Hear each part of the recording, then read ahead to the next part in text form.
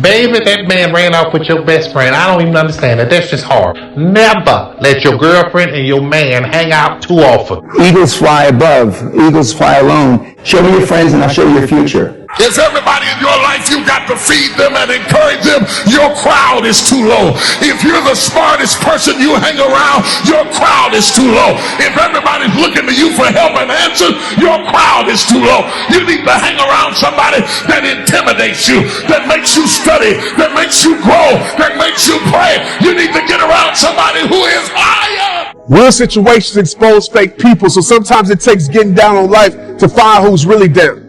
You see, people pretend well when their souls are for sale. And sometimes it's the ones you love the most that mostly want to see you fail. That's real. Just because they riding with you doesn't mean they riding for you. That's facts. You see, loyalty shouldn't depend on your presence. It's more about how they act behind your back. Who can you trust? I mean, some of us are fighting for people that wouldn't throw a punch for us, and yet these are the ones we call friends. Understand, everybody in your boat might not be rowing but drilling holes. And as time goes and their jealousy grows, pay attention, because that's when true motives get exposed. Welcome back to An African Perspective.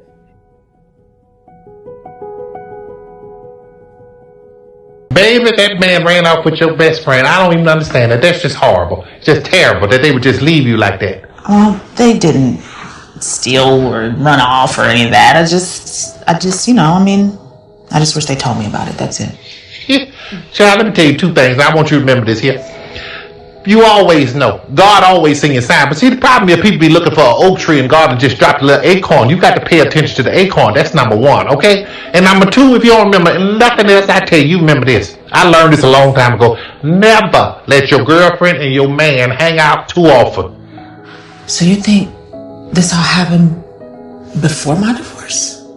Baby, sometimes I think that the mall is open, but ain't nobody shopping. Okay. Okay. You like your mama. Think about it, baby. You and this girl talk every day while she helping with your divorce. When the hell did they find time to start dating, fall in love, and do all this stuff, and you not know it if it wasn't before then? It's what you're saying. See? I knew it. Knew it. Mm-hmm. And baby, it hurts. So, because I remember my girlfriend stole my man. I mean, we was so close. I mean, she just, she walked out with him. It was bad. Real bad. I don't want to talk about it. Madea, would you like to talk about... I said I don't want to talk about it. Okay. It was December 1st, 1953. Bye, Laverne and Shirley. Archie. I'll never forget it. There I was in Montgomery, Alabama. Archie, where are you? And my girlfriend Rose, we was roommates. Archie. And she left me. Archie, where are you? Archie. He had moved out, took everything out of the damn house. Why are your clothes gone from the dresser? Oh no. Whatever am I going to do? Archie. I was like, what is going on? Archie. Are you in the kitchen? Archie, where are you? I started looking all around. I can't find nothing. I was looking for my man. He was gone. Oh no. Oh no. I knew he was messing around with somebody. I didn't know who it was. So terribly sad. He wasn't going to just walk out on me. He did it, then Bill Clinton did it later on. I wouldn't finna have it. Operator, give me 12 Montgomery 06. Hi, is this the NAACP office? Is my girlfriend Rose there? I'm so terribly upset. I can't find Archie anywhere and I'm in a terrible dilemma. Wait. Oh no. I think her things are gone too. Do you think they left together? So then I went to her job. She worked over there at the NAACP. Rose. Where's Rose? Excuse me, I'm looking for Rose. Everybody gonna act like they don't know where Rose is? Somebody better tell me where the hell Rose is at up in here. Where's Rose? Where is Rose? Where's she at? Don't nobody know where Rose at? Y'all don't know where Rose at? Don't nobody know where Rose at? Where's Rose at? Where's Rose at? Where's she at up in it? Where Rose? Where Rose? Where Rose? Where Rose? Where Rose? Is Rose in here? I don't see Rose. Where's Rose? Somebody gonna tell me where Rose is at? Where is Rose at? I'm driving all around looking for him everywhere. Then I look up on the bus and there she is. What the hell? I know she ain't on this bus. I saw her on the bus and I pulled in front of that bus in my car.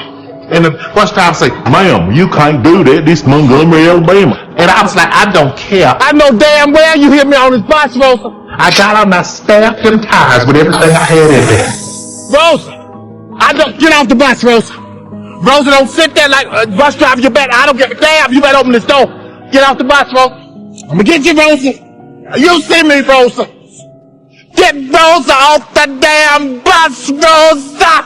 That's all right. I'm taking a picture. I'm taking a picture of all this. I see you, Rosa. This is Madea. It is 19. That's Rosa Parks. Y'all know how. And I'm gonna post this. It's 1955, but I'm gonna post it as soon as I know what year that. I'm gonna post it one day, but I'm taking it on my iPhone. I mean my A phone, because it didn't have iPhone back then, because it was A before I. But that's Rosa Parks, and that's Archie back there. That's my man Archie. She stole him from me, and I started to sip right moving because of this. I was like, Rosa, get off the bus. I just won't talk to you. So she stayed on the bus. Man got mad. White people got mad. Next thing I know, Martin Luther King was there. Jesse Jackson, Millie Jackson, Little Janet was there. Latoya Reeby, all of them Jackson were down there just marching and protesting down there. 1955. What Rose you talking about? Rosa Parks. The Rosa Parks. No, her name is Rose. You know, the Rose. She became Rosa Parks after all of that stuff. You know why Rosa didn't get off that bus? People think she was trying to help black people, but that is not at all what happened. Only reason Rosa didn't get off that bus, she didn't want to get her ass whooped because she had stole my man. Okay. And now look.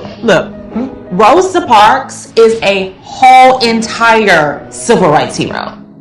She's a shero. And you know why she's a shero? Because I would not let her get off that bus. Next thing you know, y'all can sit in the way you want to. Thank me. You're welcome. Praise him. Oh, thank you. Madea praise. Madea. That's right. Thank you. Thank you. But I'm just saying, honey, all that bad that was, me mad at her and wanting to fight her, right? But look at all the good that came out of it. Look at what has happened for Negroes now because of what I did. You understand? Cause and effect. I did that, right. So when we get to the graduation, I want you to have some cause and effect. Grab Sylvia and punch her dead in her damn face at that graduation. Come on, be a thug and get your inner thug out.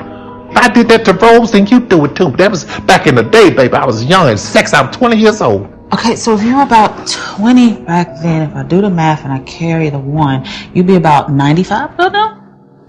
Black don't crack unless you're using it. I took this back in 1955. There it is. I took that picture. Okay.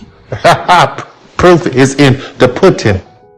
Your problem is you keep telling your imagination to the wrong people. See, if you want to kill a big dream, tell it to a small-minded person. It's dead. How many times, man, have you had a tremendous idea? Something you thought was the one, and you went and told it to your loved ones and your so-called friends, and they shot it down. I mean, you was convinced that it was just, oh man, I just came to you. And you told it to them and they shot it down. And you thought since they was your loved ones and they friends and they got your best interests at heart, you believed them. You was wrong. Show me your friends and I'll show you your future. I was very strict with my kids, who they hung around with. I mean, you show me your friends, I'll show you your future. You made a statement about if you're going to hang out on a Friday night in a pub with your buddies and watch football, that's where you'll be in 20 years. Yeah. I played that 10 times. I made my wife listen to it. I made because I don't like watching sports and drinking beer or any of that stuff. I just want to get shit done. Correct. So to hear you say it, I was vindicated. Yeah, and well, I said, if you're going to sports bars, indulging and farting, watching football matches now, in 20 years it will be the same guys. Maybe 2 or 3 of the guys will be different, but you'll still be belching and farting and think it's funny. Yeah, but I mean, Elon Musk doesn't go to Super Bowls. Elon Musk doesn't go to the World Basketball Championships. I mean, I don't. I mean, the guys that you see aren't those guys. And the eagles fly above, eagles fly alone. I got 2 or 3 guys I know for 50, 60 years That's the extent of my friends. You know, I see them 2-3 times every other year, and that's it. We're not hanging out. We're not, you know. It's hard. It's hard. You have to get used to being alone and not being lonely. It's lonely at the top. And whoever said it's hard to get to the top, but it's harder to stay there. You know, I've been from the penthouse to the shit house a couple of times, and I didn't like the shit house. So I made sure I got right back to the penthouse as fast as I could. You know, my mom once told me when I was a young kid, I don't know, maybe 12, 13 years old. My dad had died when I was 10, and my mom took over that role of, like, guiding me, you know. And she's like, look, Grant, you are the people you hang around. You know, at 12 years old, 13, you're going to resist everything. All the wisdom of your parents is resisted. But today, I know it's true. In fact, today, I would take that great statement that my mother made and say, you're not just a product of your environment. You're a product of all that surrounds you and your environment. That includes the people, your beliefs, the TV you watch, the newspapers you read, the friends you have, the movies you watch, your hobbies, your interests, your family. Everything else that you're involved with influences your environment. If you're not feeling it, find new friends. I'm being dead serious about this. This one is real big for me. Who you hang out with is a huge deal. And again, these are all tried and true things, right? We've heard you're the whatever of the 5 friends you spent. Like, that's real. That one, put in the bank.